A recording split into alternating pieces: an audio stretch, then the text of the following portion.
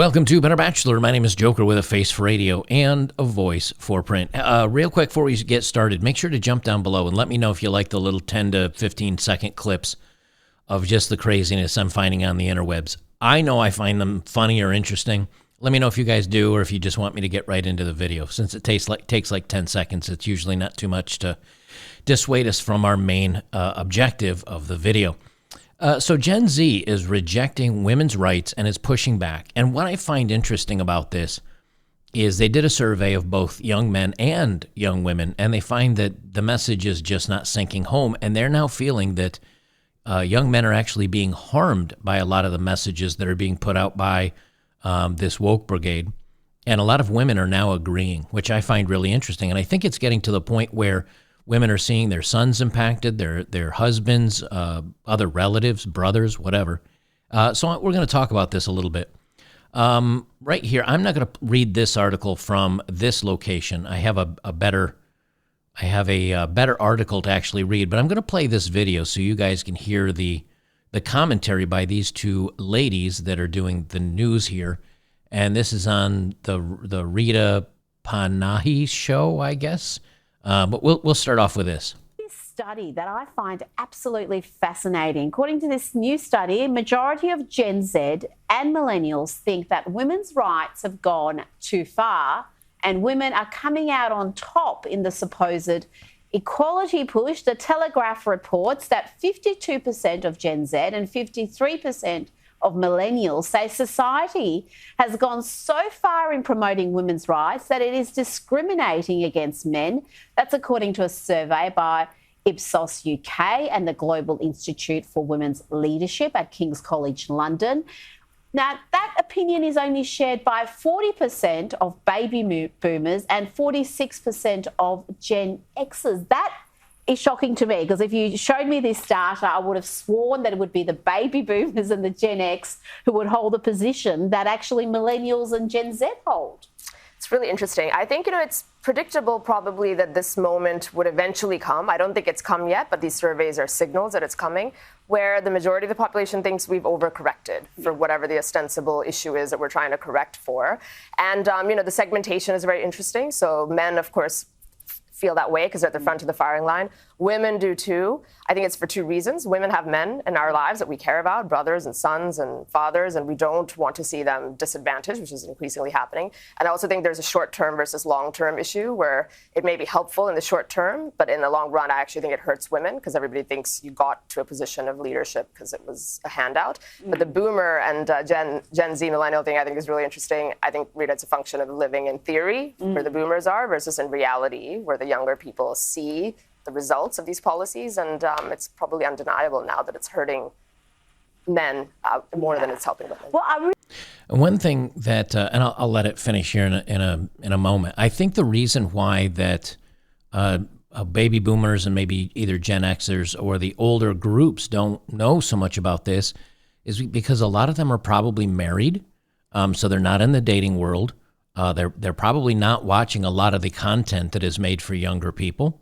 Yet granted, Gen Xers are out there probably watching Marvel movies and things like that as well. But I don't think they're turning into the WB to watch the newest episode of Batwoman or whatever the heck is out there. And they're not on the dating apps. So they don't see a lot of the craziness. Now, many of them do, perhaps. But in the same time, you have to remember the people that answer these type of surveys isn't everybody. I don't think I've ever replied to a survey I've ever been asked ever because I can't. I mean, YouTube even asks me about surveys, and I'm like, just shove off. Like, I just don't care. So I think you are going to get a select sample group, but again, usually the ones that are the most to fill out these samples and take the time to do it aren't maybe they're not the brashest people that would push back the hardest against this stuff. I think they're generally normies. So I think the sample size might be skewed, and it might actually be a little bit higher percentage of people that are actually pushing back against this. But what I find interesting is it's Gen Z that is swinging back to the right and saying, look, I'm tired of every movie being about strong, empowered women, and the men are weak and effeminate or clumsy or stupid. And even women There's some YouTubers that I watch that like Nerdrotic. I like Nerdrotic. And even the women on Nerdrotic and some of the other Friday Night Tights and some of those other shows, that a panel of between 6 and 9, they have 2 to 3 females on there oftentimes, and the women are like, I'm bored. I'm bored of these movies. I'm bored of this message. It's too predictable. I mean, the minute you see a white guy on the film, he's either going to be gay, stupid, or the bad guy, one of the three, and they pretty much call it time after time.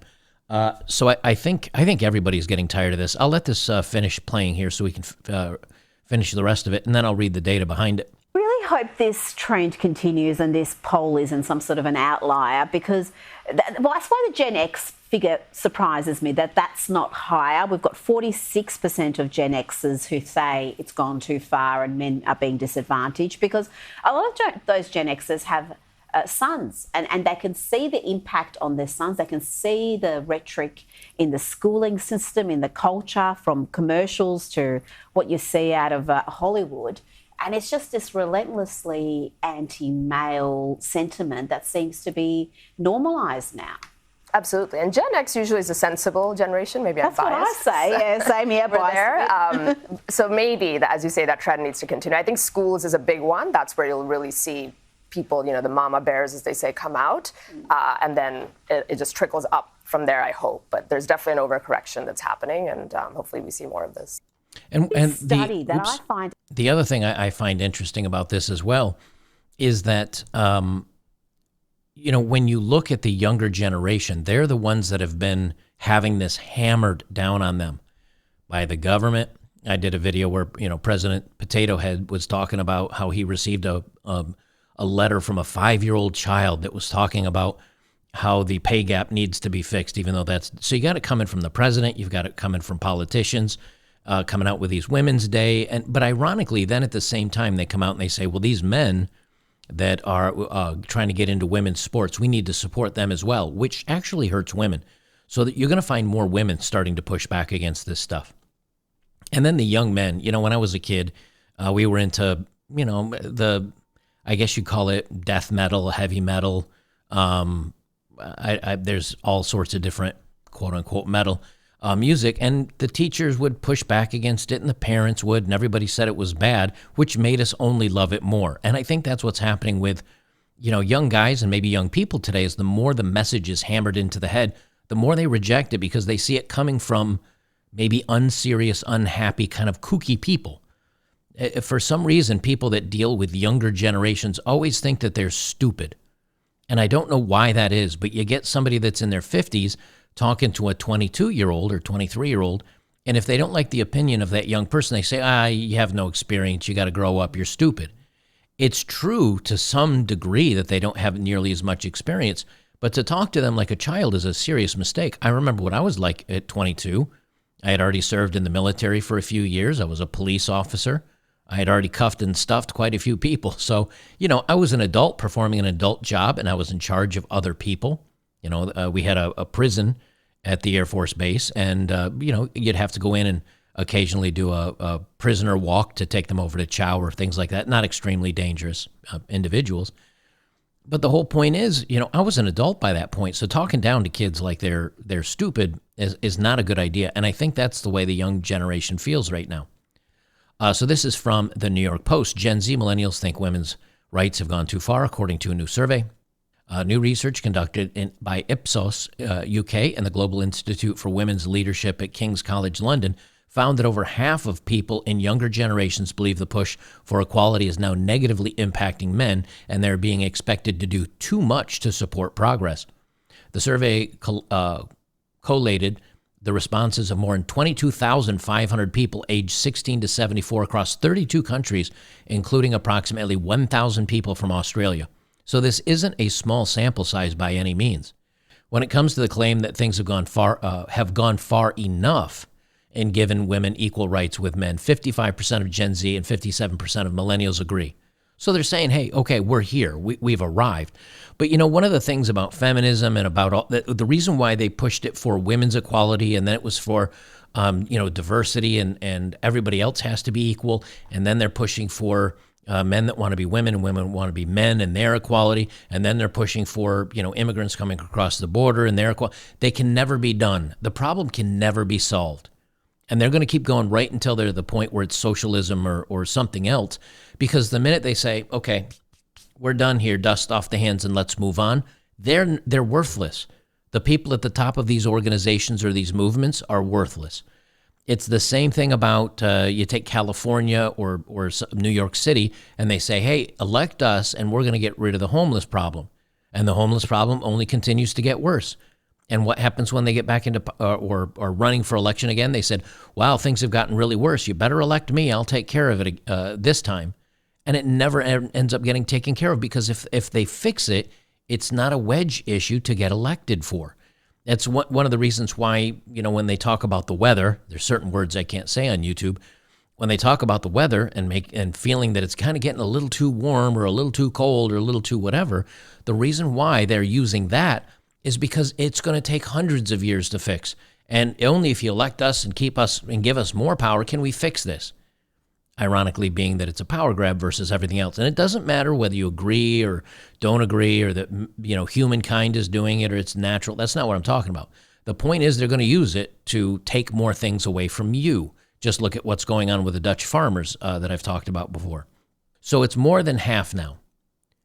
And again, they talk about boomers disagreeing or not really being on with it. But again, boomers are kind of out of touch. I know this. My mother's one of them.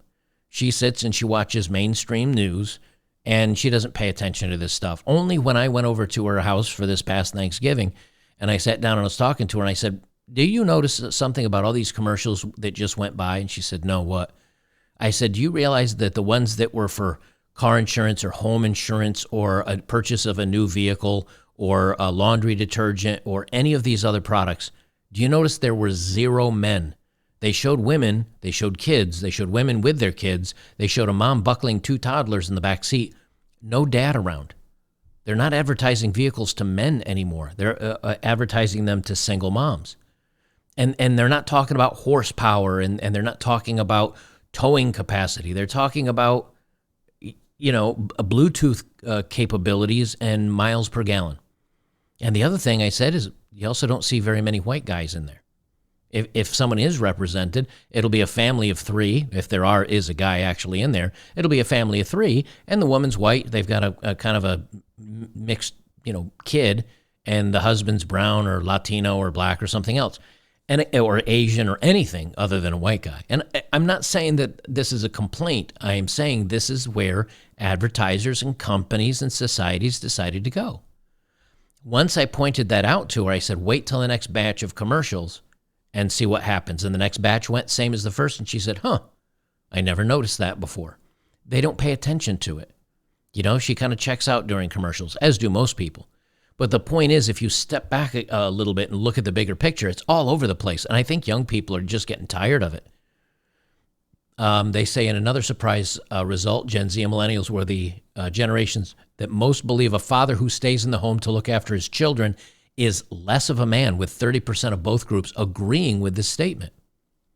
So they're saying that if a father that stays in the home to look after his children is less of a man, that means that women belong in the home, men belong at work taking care of them. Gen Z and Millennials agree with that statement more than not. They're looking at a traditional relationship.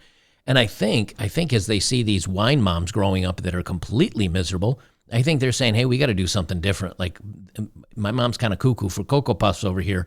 Maybe we need to change things around, because when they do look at Gen X and boomers and the rest of us that kind of had, at least at a higher percentage, a more traditional family, we seem to do a lot better with a lot of the mental stability, with getting jobs, with handling, issues and problems in our life.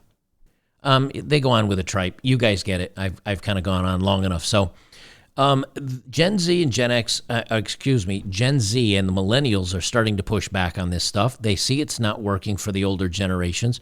They see the miserable wine moms. They see all the, craziness out there, and they just say, you know what, enough already. We're going to move on with this stuff. Guys, if you are here on Rumble or over on YouTube, please join me on Locals today. I'm going to be doing a dating profile of the day, and you can join us over there for the additional content. It's free to become a member. You can become a supporter for $5 a month and get access to everything else. All right, guys, we'll see you in the next one.